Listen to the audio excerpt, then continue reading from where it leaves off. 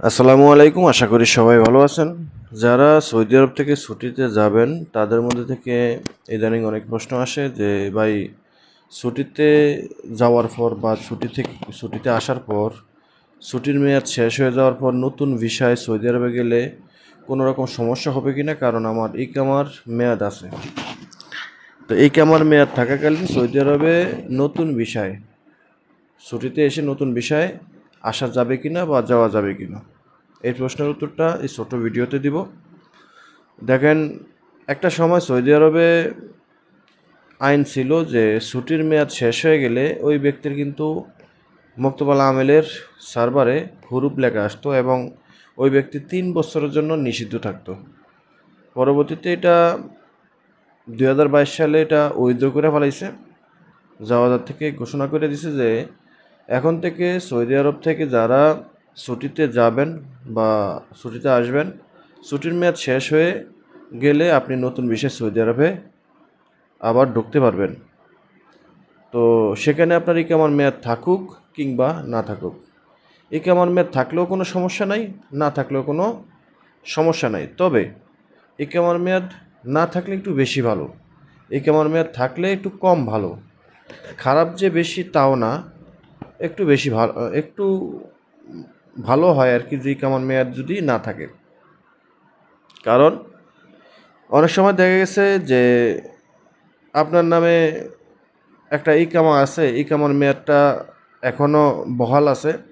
Saudi আরবে আসার পর ইকামা করতে গেলে কিছু কিছু সময় একটু লেন্দি সময় হয়, যে পূর্বের একটা ইকামা আছে। তো আপনার যদি ইকামার মেয়াদ না থাকে তাহলে আপনি সৌদি আরবে আসলে আপনার ইকামা সহজে হয়ে যায়। ঠিক আছে, কারণ আপনার পূর্বের ইকামার মেয়াদ থাকাকালীন আপনার ফিঙ্গারপ্রিন্ট নিয়ে একটু ঝামেলা হয়। যাওয়া যাতে যখন আপনি ইকামার জন্য ফিঙ্গার দিবেন, ইমিগ্রেশনে ফিঙ্গারপ্রিন্ট দিবেন, সেখানে সে ফিঙ্গারপ্রিন্টে একটু ঝামেলা করে। দেখা গেছে আপনার ওই যে পূর্বের যে ফিঙ্গারপ্রিন্টটা আছে ওই ফিঙ্গারপ্রিন্টের কারণে আপনার পূর্বের ইকামাটা চলে আসে। তো এটা যাওয়াদার থেকে অনেক সময় ক্যান্সেল করে দেয়, টোটালি ক্যান্সেল করে দেয়। আবার অনেক সময় তারা দেয় না, মানে ইমিগ্রেশনে সবাই তো আর একরকম না, সবাই তো আর মন মানসিকতা একরকম নিয়ে বসে না। কেউ আছে দূরও এখন কাইটেই দিই যেন ওনার ভবিষ্যতে সমস্যা না হয়। আবার অনেকে আছে যে খাল্লি এখন কাটুক না, আকামা বানানোর সময় কাইটে নিবনে। তো এরকম ধরনের একটা ঝামেলা হয়। তো বিশেষ করে আরও একটা সমস্যা, সেটা হলো যে আপনার এই কামায় যদি মামলা থাকে, আপনি সৌদি আরব থেকে ছুটিতে গেছেন কিন্তু যাওয়ার সময় আপনার কোনো না কোনো কারণে আপনার এই কামায় একটা মামলা ছিল, সেই মামলাটার রায় হওয়ার আগে আপনি সৌদি আরব থেকে ছুটিতে গেছেন, কিন্তু যাওয়ার পর কিছুদিন পর আপনার রায়টা চলে এসেছে আপনার বিরুদ্ধে, ট্রাভেল রেস্ট্রিকশনের মামলা। তো সেই ক্ষেত্রে আপনি যদি সৌদি আরবে ঢোকেন, সেই মামলার রায় অনুযায়ী হতে পারে আপনাকে এয়ারপোর্টে আটকাবে, ফেরত ফাটাবে না, এয়ারপোর্টে আটকাবে, অথবা আপনার সৌদি আরবে আসার পর ইকামা হবে না।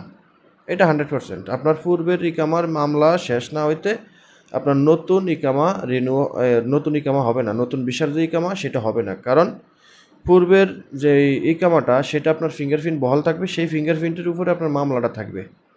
আর সেই মামলাটা যখন সম্পূর্ণভাবে উঠে যাবে তখন আপনার জাওয়াদার থেকে আপনার পুরানো যে ফিঙ্গারপ্রিন্টের মাধ্যমে ইকামাটা, সেই ইকামাটা ক্যান্সেল করে দিব তারা, টোটালি মানে আনভ্যালিড করে দিব কিংবা ডিসেবল করে দিব। পরবর্তীতে আপনার নতুন একটা ইকামা ক্রিয়েট হবে। তো এই হলো বিষয়টা। আবার অনেকে বলেন আমাদেরকে, গতকালকেও আমাকে বলছে যে ভাই, যে আমাদের মতোই কোনো একজন বলছে যে কেমন মেয়াদ থাকতে সৌদি আরবে আসলে ওনারাকে নাকি এয়ারপোর্ট থেকে ফেরত ফাটাবে না। কেন ফেরত ফাটাবে? এটা সৌদি সরকার কখনোই বলে নাই। সৌদি সরকার বলছে আপনার ছুটির মেয়াদ শেষ, আপনি সৌদি আরবে নতুন ভিসা আসতে পারবেন, এখানে ইকামার মেয়াদ থাকুক বা না থাকুক। তো না থাকলে একটু বেশি ভালো হয়, থাকলে একটু কম ভালো হয়। খারাপ হয় যে এমনটা না, ইকামার মেয়াদ থাকলে যে আপনি সৌদি আরবে আইসা এই ইকামা বানাইতে পারবেন না এমনটা না। দেখা গেছে আগের ফিঙ্গারপ্রিন্টটা বা আগের ইকামাটা ডিসেবল করতে গেলে এই ইমিগ্রেশন থেকে অনেকে কইরা দেয়, অনেকে কইরা দেয় না, আপনারা সাইডা দেয় ফিঙ্গারপ্রিন্ট রাখিয়া আপনারে ভিসার বর্ডার নাম্বারটা তারা অ্যাকসেপ্ট করে সাইডা দেয়। পরবর্তীতে আপনার ইকামা বানাতে গেলে আপনার আগের ফিঙ্গারপ্রিন্টটা ক্যান্সেল করে তারপরে ইকামা বানায়। ঠিক আছে? তো একটা হলো আগাম কাম আর একটা হলো মানে যখন প্রয়োজন হবে তখন কাটবো, এইরকম আর কি। তো এই হলো বিষয়টা, আশা করি বুঝতে পারছেন। ছুটির মেয়াদ শেষ হলে কেমন মেয়াদ থাকুক বা না থাকুক সৌদি আরবে আসতে পারবেন। আল্লাহ হাফিজ।